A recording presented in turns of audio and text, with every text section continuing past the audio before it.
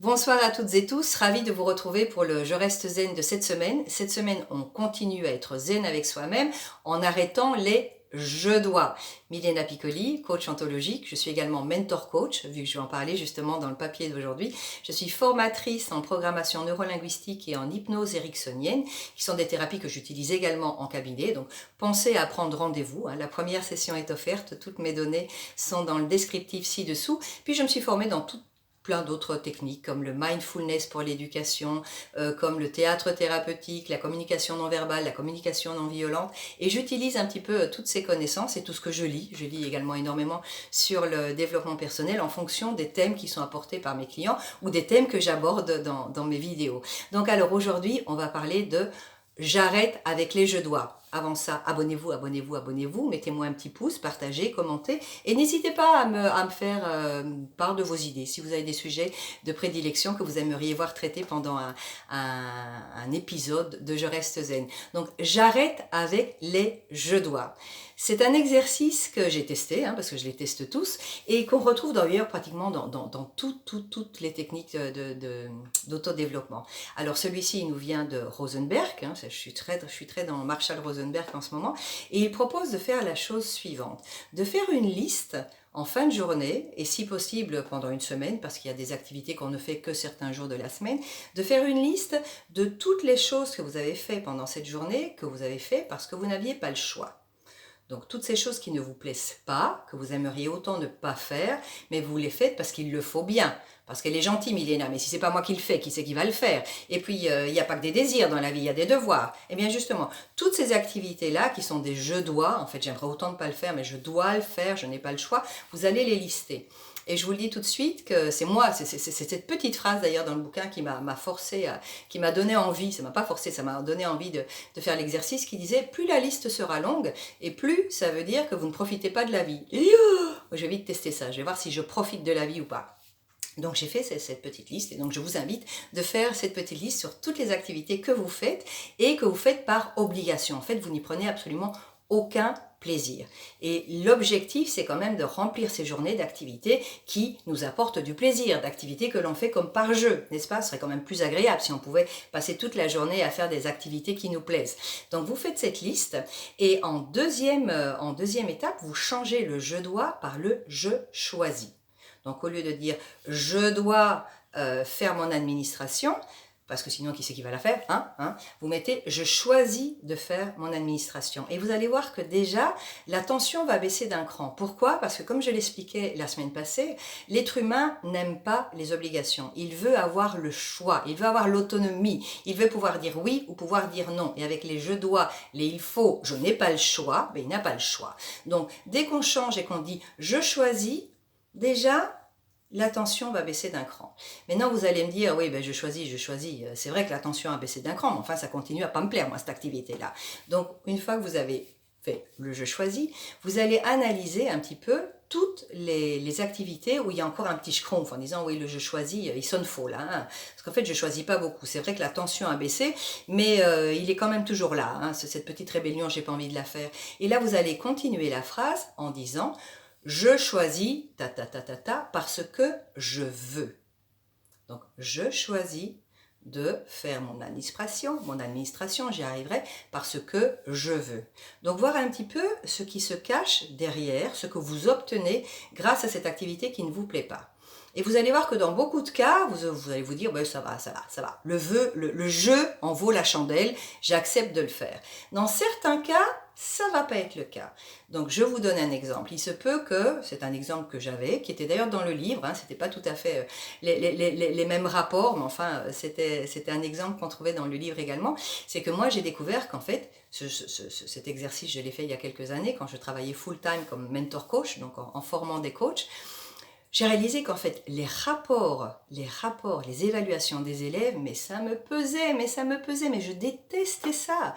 Autant j'aimais faire passer les sessions, donc où on évaluait les compétences, ce qui a été, ce qui n'a pas été, autant je prenais du plaisir à être avec le coach, le coachee, et analyser un petit peu comment s'était passée la session, à leur expliquer ce qui s'était bien passé, à leur expliquer comment on pouvait l'améliorer. Autant après, une fois qu'ils étaient partis et que je devais moi-même remplir les compétences une par une, je trouvais ça mais pesant, mais je détestais ça, mais voilà, je vous le détestais. À tel point que lorsque j'ai fait l'exercice, je me suis dit, mais enfin, Milena, pourquoi tu le fais? Eh bien, je le fais parce que je veux je veux mon salaire au bout du mois. Voilà pourquoi je le faisais. Hein. J'étais payée en tant que mentor coach, j'étais payée par élève, et moi je voulais l'argent qui allait avec ces rapports de stage, avec ces rapports de session. Et j'en étais arrivée à appeler le directeur en disant, écoutez, moi j'en ai vraiment marre, je n'aime pas, donnez-moi moins d'étudiants, tant pis. Hein. Je préfère gagner moins d'argent que de continuer à me taper tous ces rapports. Puis heureusement, hein, parce qu'à partir du moment où on passe au je choisis, il y a des solutions qui apparaissent. Hein, tout de suite, quand on n'est plus obligé, il y a des solutions qui apparaissent. Et là, une solution est arrivée. Je leur ai dit, écoutez, est-ce que je peux prendre peut-être plus de temps dans l'évaluation en expliquant oralement ce qui s'est passé et demander aux étudiants de remplir eux-mêmes leur grille, de remplir eux-mêmes leurs fiches que je relirai ensemble avec eux. Comme ça, en plus, on aura l'occasion de voir si ce que j'ai dit a été bien compris. Et c'est ce qui s'est passé. Donc, mon évaluation, ma dévolution, comme on dit en espagnol, prenait un petit peu plus de temps. Mais j'étais certaine que l'élève avait bien compris, et puis surtout, moi, je ne devais plus me taper ces rapports qui me pesaient, donc j'avais trouvé une solution. Il se peut aussi que quand vous verrez que le jeu n'en veut pas la chandelle, que vous décidiez tout simplement, tant pis, je préfère gagner moins d'argent que de faire ça. J'ai rencontré une amie la semaine passée qui m'expliquait qu'en fait, elle avait eu 2 boulots jusqu'à il y a peu de temps, puis elle en a eu jusque-là, elle a dit, tant pis, j'en ai plus qu'un, mais je préfère avoir un tout petit peu de temps libre tous les jours pour profiter de la vie, que de travailler énormément pour me payer des vacances, en plus en ce moment on ne peut même pas y aller, vous me direz, enfin que pour me payer 1 ou 2 semaines de vacances à Hawaï, où finalement pendant toutes les vacances je stresse en me disant ça ne dure que 2 semaines et je vais recommencer après. Donc voilà, vous verrez un petit peu si tout ce que ces activités que vous devez faire en valent la chandelle. Il se peut également que vous découvriez que la raison pour laquelle vous la faites, elle va vous motiver pour continuer à le faire. Je vous donne l'exemple du trafic. Hein. Dans le bouquin, il parle du trafic. Ce monsieur détestait perdre son temps dans les bouchons. Il détestait être coincé dans le trafic. Puis il a réalisé que c'était grâce à ces heures qu'il passait dans la voiture pour amener ses enfants dans une école particulière, qui était une bonne école, que cela allait avoir un impact sur l'éducation de leurs enfants plus tard. Donc ça leur permettait d'envoyer leurs enfants dans une bonne école. Il fallait en payer un certain prix, il fallait se taper le trafic, mais au moins ils pouvaient s'assurer que leurs enfants allaient dans une bonne école. Et moi, c'est un petit peu ce qui m'est passé, je l'ai refait la semaine passée, l'exercice avec, je déteste moi aussi être coincé dans le trafic. Et dernièrement, avec mes allers-retours avec la Belgique, pour voir mes parents qui étaient un petit peu souffrants, avec en plus toutes les règles Covid, avec les tests PCR à faire avant, avec toutes les paperasseries qu'il fallait faire avant, j'étais un petit peu à me dire mais j'en ai marre, je déteste faire ça. Et puis j'ai fait, mais je le fais, je choisis de le faire parce que je veux.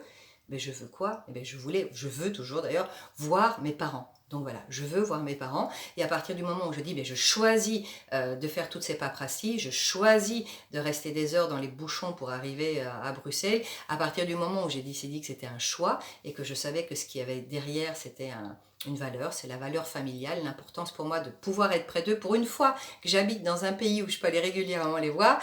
Donc maintenant, quand je suis dans la voiture et que je suis bloquée à Anvers et que je suis bloquée à Rotterdam avant ça et que je suis encore bloquée à Bruxelles, je suis beaucoup plus zen en me disant tu le fais parce que tu veux voir tes parents. Vous allez voir que de temps en temps, c'est pas un je veux qui apparaît, mais c'est un je ne veux pas.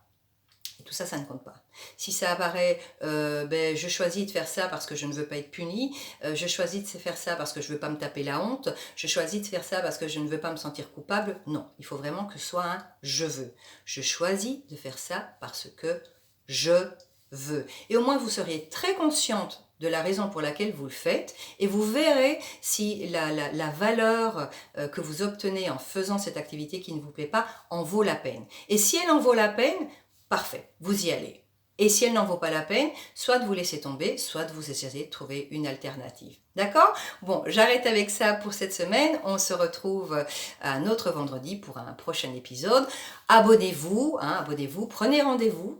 Toutes les données sont ici en bas. Commentez, partagez. Enfin, en tout cas, passez un merveilleux week-end et on se revoit très prochainement.